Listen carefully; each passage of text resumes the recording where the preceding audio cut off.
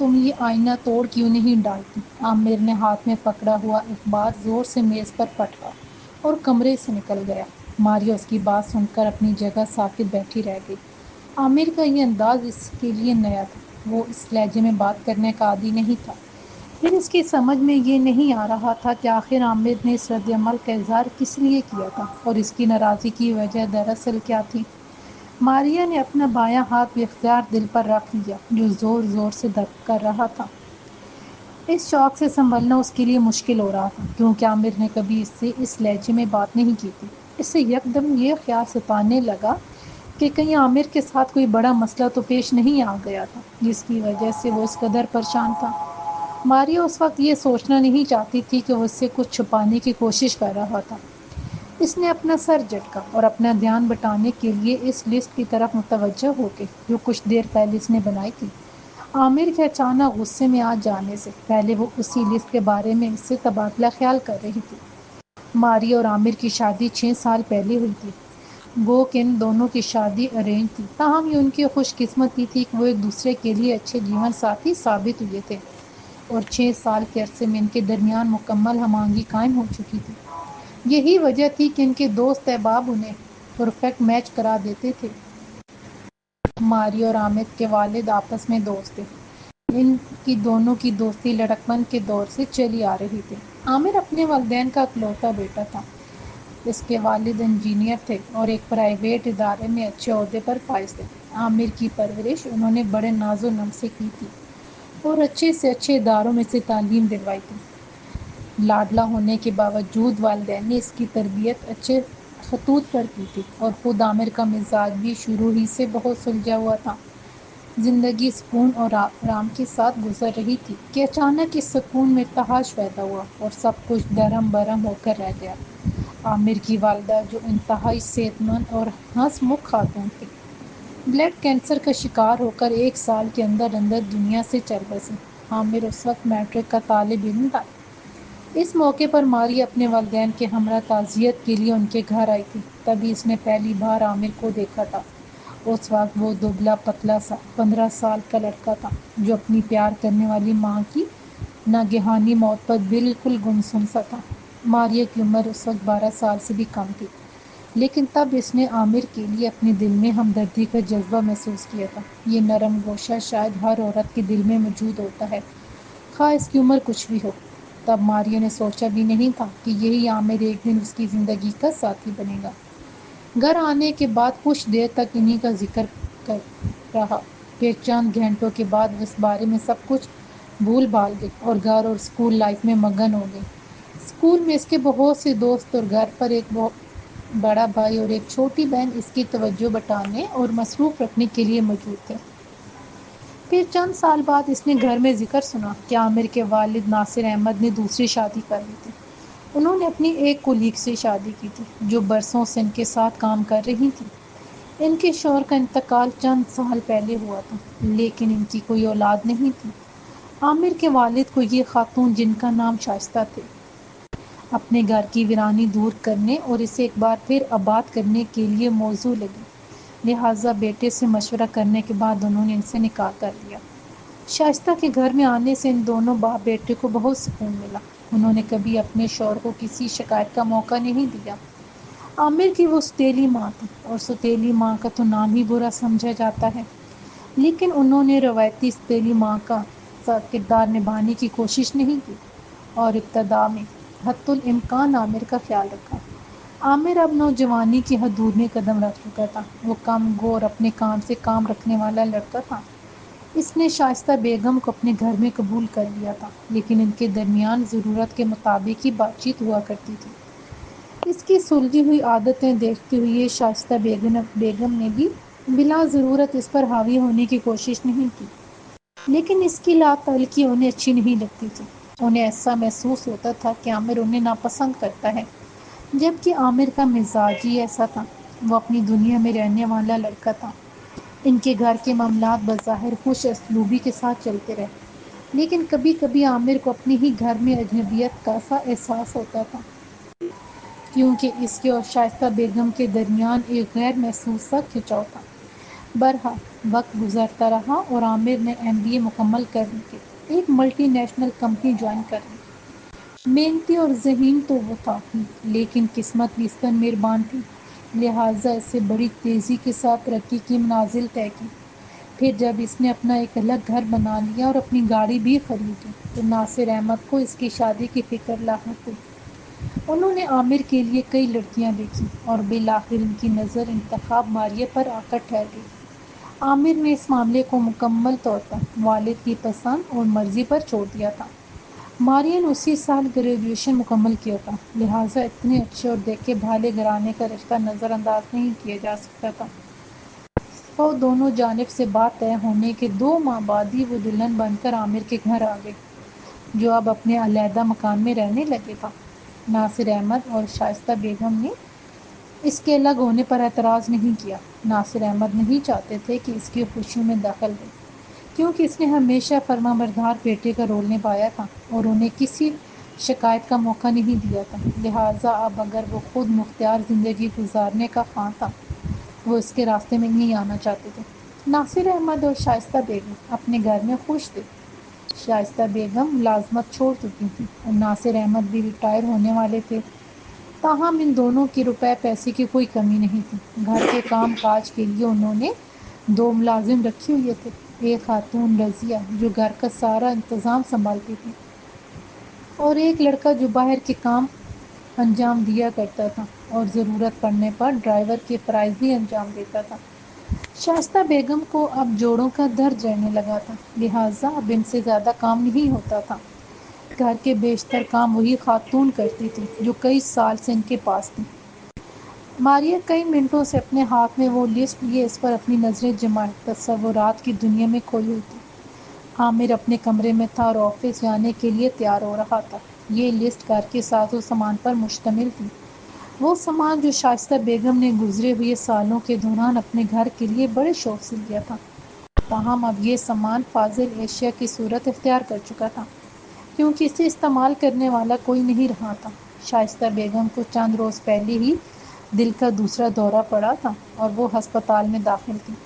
ناصر احمد کے انتقال کے بعد وہ اچانک بڑی تیزی کے ساتھ بوڑھی ہوئی تھی۔ ناصر احمد چند ماہ بیمار رہنے کے بعد دنیا سے رخت سفر باندھ چکے تھے۔ انہیں نمونیا کا اٹیک ہوا تھا جو ان کی جان لے کر ہی رہا۔ ان کی موت کے بعد شائستہ بیگم ایک دم جیسے ڈھہ سی گئی تھی۔ جوڑوں کے درد اور ذیابیطس میں تو وہ پہلے ہی مبتلا تھی، اب ان کے دل نے بھی صحیح رفتار سے کام کرنا چھوڑ دیا تھا۔ دل کا دوسرا دورہ سہنے کے بعد ان کی حالت نازک ہو چکی تھی، لہٰذا اب انہیں ہمہ وقت دیکھ بھال کی ضرورت تھی۔ ان کی حالت پر عامر خاصا فکر مند تھا۔ اس نے ان کے بارے میں ڈاکٹر سے بھی مشورہ کیا تھا۔ ڈاکٹرز کا یہی کہنا تھا کہ انہیں اکیلے گھر میں نہیں رہنے دیا جائے۔ شائستہ بیگم جو اب ہارٹ اٹیک سے قدرے سنبھل چکی تھی، خاموشی سے یہ سب کچھ دیکھ رہی تھی۔ انہوں نے عامر اور ماریہ کو اپنے پاس بلایا اور جیسے ایک دم اپنا فیصلہ سنا دیا کہ اب وہ اولڈ ہوم میں رہیں گی۔ نہ جانے کب انہوں نے شہر میں قائم ایک اچھے اولڈ ہوم کے بارے میں معلومات حاصل کر لی تھی، جسے جدید خطوط پر استوار کیا گیا تھا۔ وہاں معمر افراد کے لیے تمام سہولتیں موجود تھیں۔ اخراجات کا انہیں مسئلہ نہیں تھا، کیونکہ اس کے لیے شوہر کی اور خود ان کی پنشن کافی تھی۔ اس کے علاوہ انہوں نے گھر کو کرائے پر اٹھانے کے لیے بھی کہہ دیا تھا۔ فی الحال رضیہ ہی ان کے گھر کی دیکھ بھال کر رہی تھیں اور وہیں ٹھہری ہوئی تھیں، لیکن اسے جلد ہی اپنے گاؤں واپس جانا تھا، کیونکہ اب اس کا بیٹا اسے واپس بلا رہا تھا۔ اس کی عمر بھی اب خاصی ہو چکی تھی، لہٰذا بیٹا جو اب اپنے پیروں پر کھڑا ہو چکا تھا، نہیں چاہتا تھا کہ اس کی ماں مزید نوکری کرے۔ سب کچھ طے پا چکا تھا۔ ماریہ نے شائستہ بیگم کے کہنے پر ان کے گھر میں محدود سامان کی فہرست تیار کر لی تھی۔ ان کا کہنا تھا کہ اس میں سے وہ سامان لینا چاہیں لے لے اور رضیہ اگر کچھ لے جانا چاہے تو وہ لے جا سکتی ہے۔ اضافی سامان کے بارے میں وہ خود فیصلہ کر لیں کہ اس کا کیا کرنا ہے۔ ماریہ خالی خالی نظروں سے سامان کی فہرست کو گھور رہی تھی اور یہی سوچے جا رہی تھی کہ عامر نے آخر آئینہ توڑنے کی بات کیوں کی اور اس بات سے اس کا کیا مطلب تھا۔ وہ کم از کم اتنا تو جانتی تھی کہ عامر کی کوئی بات بلا مقصد نہیں ہوتی تھی۔ کیا اس بات سے اس کا مطلب یہ تھا کہ وہ آئینہ دیکھنا یعنی خود نمائی چھوڑ دے؟ لیکن اس میں یہ عادت کب تھی؟ ماریا نے اپنا سر جھٹکا، گویا ذہن میں در آنے والی سوچوں سے پیچھا چھڑانا چاہ رہی ہو، اور ایک بار پھر فہرست کی جانب متوجہ ہو گئی۔ شائستہ بیگم کے گھر کا تقریباً سارا فرنیچر پرانی طرز کا اور بھاری تھا۔ شیشم کی لکڑی کی بنی ہوئی الماری اور رائٹنگ ٹیبل، بھاری برگم ڈریسر اور آرام کرسیاں، یہ سب چیزیں اس کے کام کی تھیں، اور نہ ہی انہیں اولڈ ہوم منتقل کیا جا سکتا تھا، کیونکہ وہاں انہیں ایک چھوٹے سے کمرے میں رہنا تھا۔ میں جا رہا ہوں، عامر نے کمرے سے نمودار ہوتے ہوئے کہا۔ وہ آفس جانے کے لیے تیار ہو چکا تھا۔ واپسی پر میں ماما سے ملتا ہوا آؤں گا۔ ماریا نے اس کی بات کے جواب میں گردن ہلائی۔ وہ جانے کے لیے آگے بڑھا، مگر پھر اس کی جانب پلٹا اور بولا، اس سے پہلے کہ تم آئینہ توڑو، اس میں اچھی طرح اپنے آپ کو دیکھ لینا۔ اس کی آواز حسب عادت دھیمی لیکن لہجہ چپتا ہوا تھا۔ ماریا اس کی بات پر ایک بار پھر اس جانب دیکھتی رہ گئی۔ چند لمحوں کے بعد اس نے خود کو سنبھالتے ہوئے پوچھا، تم آخر کہنا کیا چاہتے ہو؟ کون سا آئینہ؟ کیا یہ شائستہ ماما کا کوئی آئینہ ہے؟ نہیں ماریا، اس نے ماریا کی حیرانی کو نظر انداز کرتے ہوئے کہا، یہ تمہارا آئینہ ہے، دوسری تمام چیزوں کی طرح تمہارا اپنا آئینہ۔ یہ کہہ کر وہ ہموار قدم اٹھاتا باہر کی جانب چل دیا۔ وہ سخت ذہنی الجھن میں گرفتار تھی۔ اس سے یہ سب کچھ بالکل اچھا نہیں لگ رہا تھا۔ اس نے عامر کو کبھی اتنے برے موڈ میں نہیں دیکھا تھا۔ پھر وہ جس طرح اس سے پیش آ رہا تھا وہ بھی اس کے لیے تکلیف دہ تھا۔ وہ پلٹی اور سٹنگ ہال میں چلی آئی۔ یہاں دیوار کے ساتھ ایک قد آدم آئینہ آویزاں تھا۔ آئینے پر نظر پڑتے ہی وہ ٹھٹک کر اس میں اپنا عکس دیکھنے لگی۔ اضطراب کے عالم میں اسے اپنا عکس بھی اجنبی محسوس ہو رہا تھا۔ ماتھے پر پڑی ہوئی لکیریں، حیران و پریشان آنکھیں اور پھیکی رنگت، یہ سب اس کے لیے نامانوس تھا۔ اپنی سوچوں سے الجھتے ہوئے اس نے آئینے کے خوبصورت فریم کی طرف ہاتھ بڑھایا۔ اس کی انگلیاں فریم پر تراشے گئے خوبصورت نقش و نگار سے ٹکرائیں۔ یہ آئینہ خاصا پرانا تھا، لیکن آج بھی اس کی آب و تاب روز اول کی مانند قائم تھی۔ عامر کے والد نے یہ آئینہ اس کی حقیقی والدہ کے لیے خصوصی طور پر بیلجیم سے منگوایا تھا۔ اپنے گھر میں شفٹ ہوتے وقت عامر اسے اپنے ساتھ لے آیا تھا۔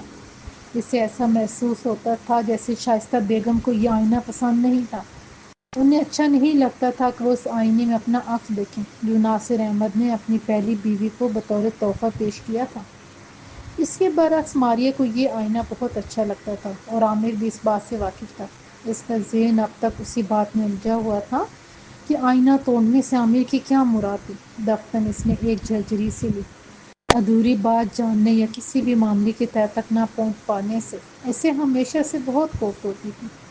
اپنی توجہ بٹانے کے لیے اس نے بالوں میں لگایا ہوا کلپ نکال کر انہیں سنوارنا شروع کر دیا۔ ابھی وہ بالوں کو صحیح طور سے باندھنے بھی نہیں پائی تھی کہ اطلاع گھنٹی بج اٹھی۔ اس نے دروازے پر جا کر دیکھا، وہاں ایک نوجوان کھڑا تھا جس نے آنکھوں پر رنگین چمکدار شیشوں والا دھوپ کا چشمہ لگایا ہوا تھا۔ کیا نادر صاحب کا گھر یہی ہے؟ اس نے پوچھا۔ نہیں، اس نے مختصراً کہا۔ تو پھر ان کا گھر کون سا ہے؟ وہ ڈھیٹ بنا اپنی جگہ کھڑا تھا۔ ایک تو تم نوجوانوں کو نہ جانے کیوں اس قدر فضول چشمے لگانے کا شوق ہوتا ہے۔ کم از کم کسی سے بات کرتے وقت تو اس چشمے کو اتار دینا چاہیے۔ یہ سراسر بد تہذیبی کی علامت ہے کہ آپ تو پوری ڈٹائی کے ساتھ کسی کی آنکھوں میں جھانکتے رہے، اور دوسرا آپ کی آنکھوں کی بجائے ان شیشوں میں اپنی ہی شکل دیکھتا رہے۔ اس نے گویا اپنی ساری جھنجھلاہٹ اس نوجوان پر نکال دی، جو شرمندہ ہونے کی بجائے دانت نکالے اس کی تقریر سے محفوظ ہو رہا تھا۔ اس نے اپنا چشمہ اتارا اور ماریا کی آنکھوں میں جھانکتا ہوا بولا، سوری ڈیئر، ایکسکیوز می۔ ماریا اس کی بے باکی پر جھلس کر رہ گئی۔ زیادہ بے تکلف ہونے کی ضرورت نہیں، تمیز سے بات کرو۔ جی اچھا، اس نے سعادت مندی سے کہا اور ایک بار پھر اپنا سوال دہرایا۔ نادر صاحب کا گھر؟ وہ بالکل سامنے والا، اس نے بادل نخواستہ بتایا۔ Thank you. اس نے اپنا چشمہ ناک پر ٹکایا اور ہاتھ ہلاتا ہوا اپنی کار کی طرف بڑھ گیا۔ ماریا نے دروازہ بند کر کے لاک لگایا اور نوجوان کے انداز و اطوار پر پیچ و تاب کھاتی ہوئی اندر چلی آئی۔ بدتمیز، وہ بڑبڑائی۔ کتنا عجیب لگتا ہے کسی سے بات کرتے ہوئے اس کے چشمے میں اپنا عکس دیکھتے رہنا، اس نے سوچا۔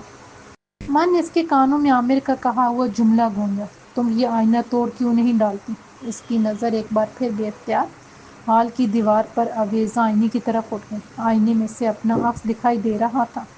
اس نے اپنی آنکھوں میں جھانکا تو اس نوجوان کی آنکھوں پر لگا فضول سا چشمہ یاد آیا، جس کے شیشوں میں سے اپنا عکس نظر آ رہا تھا۔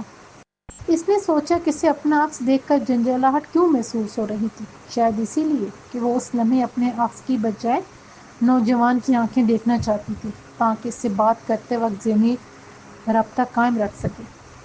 میرے خدا! اس کے منہ سے بے اختیار نکلا۔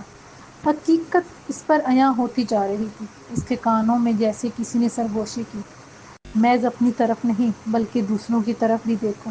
اس آئینے کو توڑ ڈالو، جو تمہیں اپنی طرف سے نظر نہیں ہٹانے دیتا اور تمہیں دوسروں کو دیکھنے کا موقع ہی نہیں ملتا۔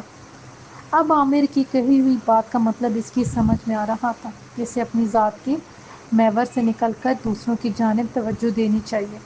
عامر نے اسے وہی سمجھانا چاہا تھا جو اس نے کیا تھا۔ یہ الگ بات تھی کہ وہ اسے واضح الفاظ میں اپنا مطلب سمجھانے کا حوصلہ نہیں کر پا رہا تھا۔ وہ ایک نرم دل انسان تھا جو انسانوں کا درد آشنا تھا۔ ماریہ نے اپنی آنکھیں ملتی ہوئی سوچا۔ وہ ہر ایک کے کام آنے کی کوشش کرتا تھا۔ اپنی سوتیلی ماں کے چھوٹے موٹے کام وہ اب بھی بخوشی نمٹایا کرتا تھا۔ اس کی یہی کوشش ہوتی تھی کہ وہ انہیں کسی متوقع زحمت سے بچا لے۔ اس کی یہی کوشش ہوتی تھی کہ اگر وہ کسی کی مشکل حل کر سکتا ہے تو ضرور کرے۔ وہ یہ کیسے گوارا کر سکتا تھا کہ اپنی سوتیلی ماں کو اس کے حال پر چھوڑ دے؟ یہ سب باتیں سوچ کر شدت جذبات کے باعث ماریہ کو اپنا چہرہ تپتا ہوا محسوس ہو رہا تھا۔ گویا وہ اسی بات پر ماریہ سے خفا تھا کہ وہ سارے قصے کے دوران خاموش تماشائی بنی رہی تھی، اور اس نے ایک بار بھی یہ نہیں کہا تھا کہ وہ شائستہ بیگم کو اپنے ہاں رکھ لیں گے۔ وہ اپنی فطری شرافت کے سبب بیوی کو مجبور کرنا نہیں چاہتا تھا، تاہم اس کی خواہش تھی کہ اسے خود اس بات کا احساس ہو جائے۔ اس نے جلدی جلدی شائستہ بیگم کے لیے کھانے کی کچھ چیزیں تیار کی اور انہیں پیک کر کے ہسپتال جانے کے لیے تیار ہو گئی۔